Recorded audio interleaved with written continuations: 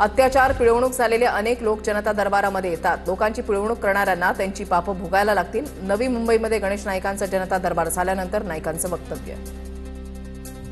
सिडकोनं मधल्या काळामध्ये लोकांच्या हिताची जपवणूक केली नाही। सिडकोने फक्त पैशांचा विचार केला। भाजप नेते गणेश नाईक यांचं वक्तव्य। एकनाथ खडसेंच्या घरी चोरी करणाऱ्या तिघांची पोलिसांना ओळख पटली। तिघेही चोरटे उल्हासनगरमधील असून नातेवाईकांकडे आलेले असताना चोरी केल्याची माहिती। चोरट्यांनी चोरी करताना वापरलेल्या दुचाकीसह चोरलेल्या 3 बॅगाही हस्तगत केल्याची पोलिसांची माहिती। मुंबईतील पवारांच्या राष्ट्रवादीच्या बैठकीला भाजपचा कार्यकर्ता पाठवल्याचा आरोप। सोलापूर शहराध्यक्ष सुधीर खरटमल यांनी भाजप कार्यकर्त्याला पाठवल्याचा आरोप, तर कार्यकर्ता राष्ट्रवादीचाच असल्याचं शहराध्यक्षांकडून स्पष्टीकरण। निवडणूक आयोगाकडून मतदार यादीमध्ये गोंधळ। मनसेकडून पुन्हा एकदा दावा।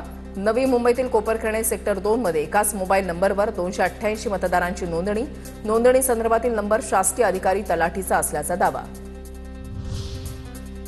धर्मादाय संस्थांचं ऑडिट करण्यास 30 नोव्हेंबरपर्यंत मुदतवाढ। ऑनलाईन पद्धतीनं संकेतस्थळावर माहिती भरण्याचं धर्मादाय आयुक्तांचं आवाहन।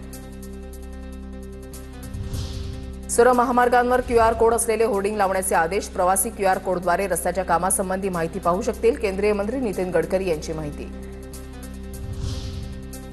2020 दिल्ली दंगल प्रकरणातील संशयित आरोपी उमर खालिदच्या जामीन अर्जावर आज सुप्रीम कोर्टामध्ये सुनावणी। 177 पानांचं प्रतिज्ञापत्र दाखल करत उमर खालिदच्या जामिनाला दिल्ली पोलिसांचा विरोध।